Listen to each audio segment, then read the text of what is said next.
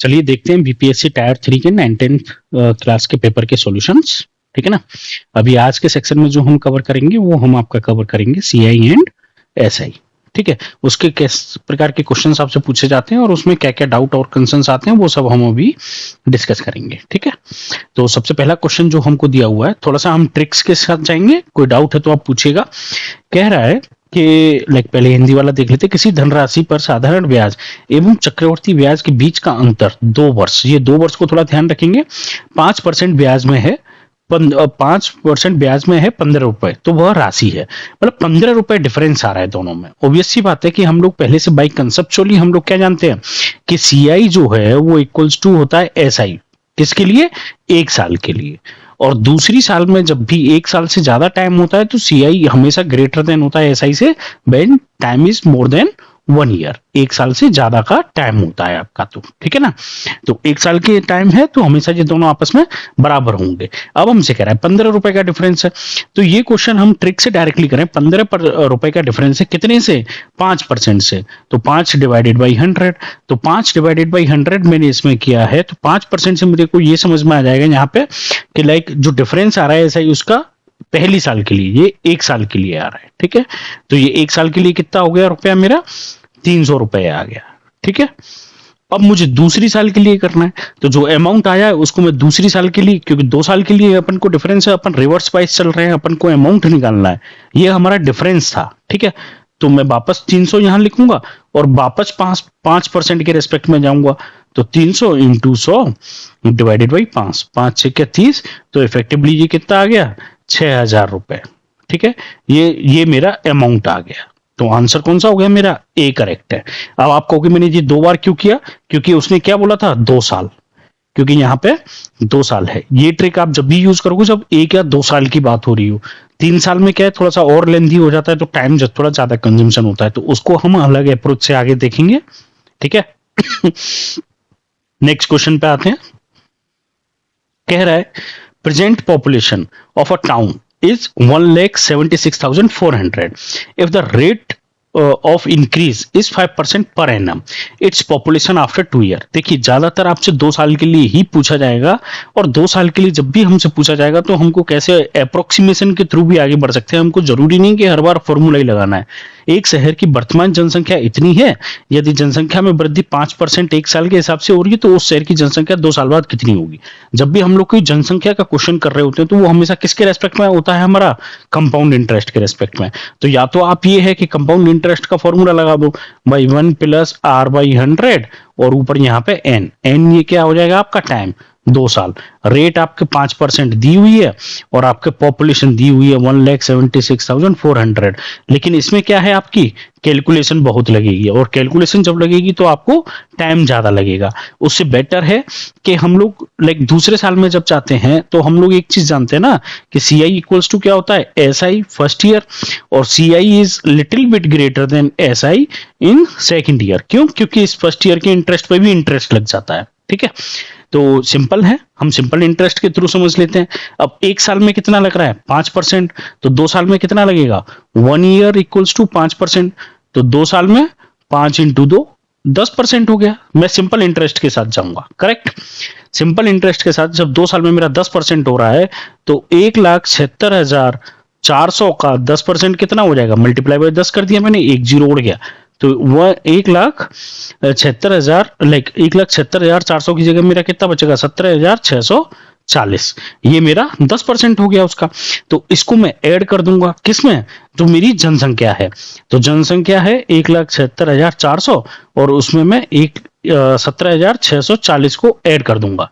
तो 0 4 6 और 4 10, 7 और 6 13, 1 14, 7 8 और 1 9, और ये तो देखो लगभग 2 साल में अगर मैं सिंपल इंटरेस्ट के साथ भी जाऊं तो 1,94,000 के लगभग जनसंख्या आ रही है, जबकि इससे थोड़ी सी ज्यादा आनी चाहिए अगर मैं प्रॉपर एग्जैक्ट कैलकुलेशन करूंगा, तो 100% प्रॉपर कैलकुलेशन करूंगा।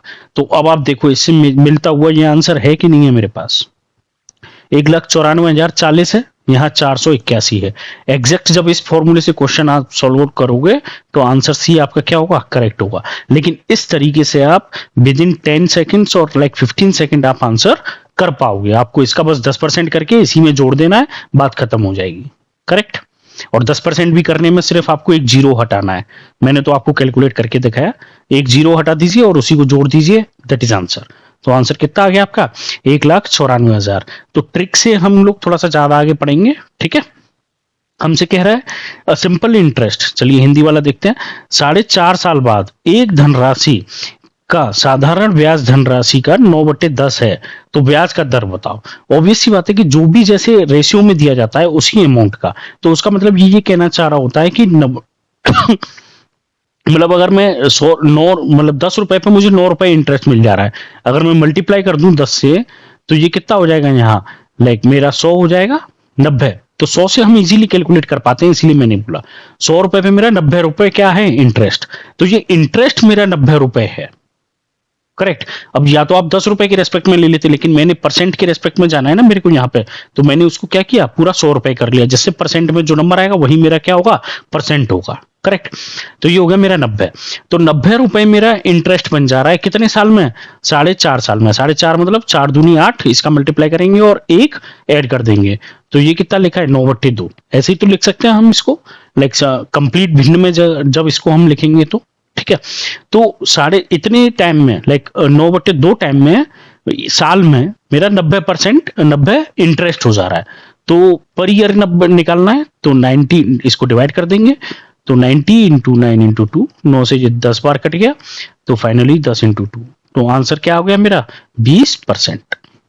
समझ में आया। मैंने इसको यहाँ पे जब 100 किया तो वो इसीलिए किया क्योंकि ये जो नंबर आएगा वो डायरेक्ट किस में आएगा, मेरा परसेंट में आएगा। आपको कुछ नहीं करना है, इसको कंप्लीट भिन्न में डिवाइड करके इसको लाइक डायरेक्टली जो भी अमाउंट होता है, ये हम लोग कई बार पढ़ चुके हैं कि लाइक ये जो सेल्फ की बात कर रहा होता है, तो ये टोटल पे हमको कितना इंटरेस्ट मिल रहा है, तो इंटरेस्ट कितना मिल रहा है हमको 9 रुपए या फिर 90 रुपए, ठीक है ना। तो कोई डाउट नहीं रखना है यहाँ पे। Question number 127. Number of year required for a compound interest of 1000 at a rate of 10% to become a 210%. घुमा फिरा के लाइक आंसर वही है, लाइक 1000 रुपए पे 10% की ब्याज से मुझे ऐसा कितना साल लगेंगे कि 210 रुपए ब्याज मिल जाए, ठीक है। यही तो कहना चाह रहा है, 10% की दर से 1000 रुपए पे चक्रवर्ती ब्याज से 210 रुपए बनने के लिए आवश्यक वर्षों की संख्या। अगर आप अच्छे से इस क्वेश्चन को देखोगे तो बिना देखे लाइक डायरेक्टली आंसर कर पाओगे 2। क्यों? क्योंकि 1000 रुपए पे जब आप पहली साल का ब्याज निकालोगे फर्स्ट ईयर, तो 1000 रुपए पे 10% के हिसाब से कितना पैसा हो जाएगा आपका 100 रुपए, ठीक है। तो सेकंड ईयर में जब आप जाओगे, चक्रवर्ती ब्याज आपको करना है, तो 1000 प्लस 100 हो गया आपका, तो ये हो गया 1100। और 1100 रुपए पे जब सेकंड ईयर पे 10% के हिसाब से जाओगे तो कितना ब्याज हो जाएगा 110 रुपए। तो टोटल अमाउंट कितना हो गया आपका, 100 रुपए पहले मिला था, 110 अब मिल गया, तो टोटल कितना हो गया 210। कितना टाइम लगा आपको 2 साल। मतलब you don't need to solve anything, you will directly get the answer, ठीक है। हमको कुछ भी सॉल्व करने की भी जरूरत नहीं है। जैसे ही 1000 रुपए पर 10% बोला तो 100 रुपए इसमें से मिल जाएंगे अपन को पहली साल में, जो कि हमारा एसआई और सीआई दोनों बराबर होगा, करेक्ट। और फिर दूसरी साल हमको इसमें 100 रुपए ऐड करके वापस 10% से देख लेना है, तो 110 रुपए। वैसे भी आप 210 देखोगे तो 10% की रेट में आपका सिंपल इंटरेस्ट देखोगे तो 100 रुपए पहले मिल गए, 100 रुपए पहले मिल गए, तो 200 रुपए 210 रुपए हो रहा है, तो सिंपल 2 साल, करेक्ट। क्योंकि अगर 3 साल हो जाएगा तो 300 रुपए हो जाएगा, 4 साल हो जाएगा तो 400 रुपए हो जाएगा, सिंपल इंटरेस्ट में भी अगर आप जाओगे तो, ठीक। तो ऑप्शंस देख के आप डायरेक्ट आंसर करोगे इनके। कह रहा है द कंपाउंड इंटरेस्ट, ठीक है, मतलब किसी धनराशि का 4% वार्षिक ब्याज की दर से 2 वर्ष का चक्रवर्ती ब्याज इतना रुपए है, मतलब कोई अमाउंट है उस पर 2 वर्ष में, लाइक देखिए वापस से 2 वर्ष, हमेशा 2 वर्ष को लेके पूछा हुआ है। उसी धनराशि का उसी ब्याज की दर से 2 वर्ष में साधारण ब्याज क्या होगा। ऑब्वियस सी बात है कि जब आपका देखो, हमेशा मैंने क्या कहा, जैसे अभी ऊपर वाले क्वेश्चन में, इस क्वेश्चन में हमको 10% या जो भी परसेंट था हमारा, उसकी वजह से अगर हमको 100 रुपए मिल रहा था तो दूसरी बार हमको 110 रुपए मिला, थोड़ा सा बढ़ के मिला ना 100 रुपए के रेस्पेक्ट में। ऐसे ही अब यहाँ पे देखो कोई अमाउंट है, अमाउंट इस बार हमको नहीं दिया है, लेकिन हमको 2 साल का ये ब्याज दिया हुआ है, ठीक है। तो इस ब्याज में आप सिंपली देखिए ना, 2400 लाइक कहीं ना कहीं आपका जो 2448 रुपए है, तो वो अगर आप इसको 2400 के रेस्पेक्ट में भी देखोगे, या तो आप इसको लॉन्ग कैलकुलेशन में जाओ कि लाइक पूरा फॉर्मूले से निकालो, इसका सीआई का फॉर्मूला लगाओ, फिर एसआई का फॉर्मूला लगाओ, फिर उसकी कैलकुलेशन करो, तो it is going to take lot of time. हमको उसमें जाना ही नहीं है। हमको सिंपल है कि ये क्या लिखा है, 2448 लिखा है और टाइम हमको 2 साल का दिया हुआ है। तो आप देखो 2400 प्लस 48, अब ये इसको मैं 1200 प्लस 1200, क्योंकि 2 साल में ब्याज मिलने वाला है, तो ये मेरा सेकंड ईयर का होगा, ये मेरा फर्स्ट ईयर का होगा। मैं अभी अजम्पशन ले रहा हूं, अभी कंफर्म नहीं कर रहा हूं। लेकिन अगर 1200 रुपए पे अगर मेरा 1 साल में 48 रुपए ब्याज हो जाए, क्योंकि ये एडिशनल ब्याज पे ब्याज ही तो मिलेगा, इस पे ब्याज अमाउंट मुझे नहीं मालूम, तो 1200 रुपए का 4% में देख लेता हूं कितना होगा, 4/100, 100 से खत्म हो गया ये, और 12 चौक 48। ये मतलब कैलकुलेशन मेरी सही है, 1200 रुपए पर 48 रुपए मुझे मिल रहा है एडिशनल, और जो 1200 रुपए जो मिल रहा है वो तो मेरा प्रिंसिपल अमाउंट पे मिल ही रहा है मुझे, करेक्ट। ये 48 रुपए कहां से आ रहा है, उस पर इंटरेस्ट के ऊपर interest, that is compound interest, correct.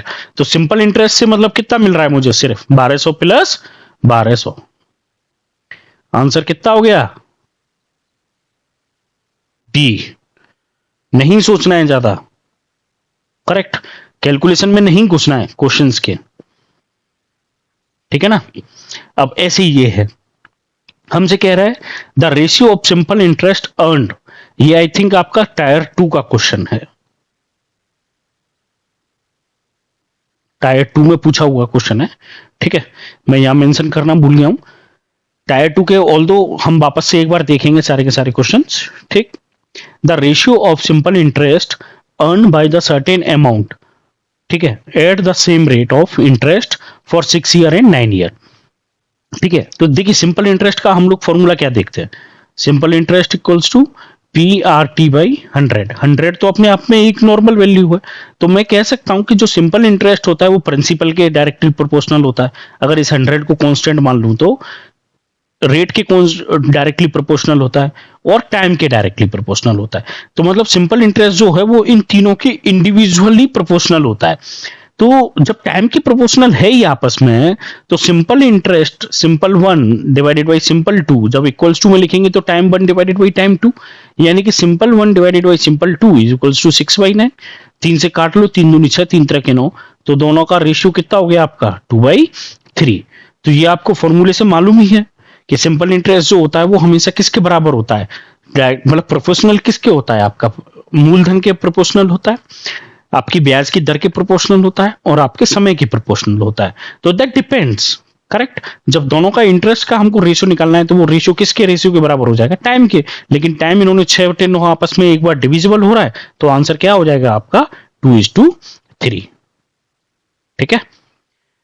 तो इसमें वीडियो को हम बहुत लेंदी नहीं करेंगे, छोटा छोटा वीडियो करके आराम से सारे टॉपिक वाइज क्वेश्चंस देखते जाएंगे। इसमें मैंने यही डाले थे, ये लास्ट क्वेश्चन था मेरा ये, लेकिन टायर 2 का क्वेश्चन आ गया था। कोई डाउट है, कोई स्पेसिफिक टॉपिक है या कुछ डिटेल में आपको पढ़ना है, तो वो भी हम आराम से पढ़ते रहेंगे। कहीं पे भी कोई कंसर्न आता है तो लेट्स डिस्कस। Thank you.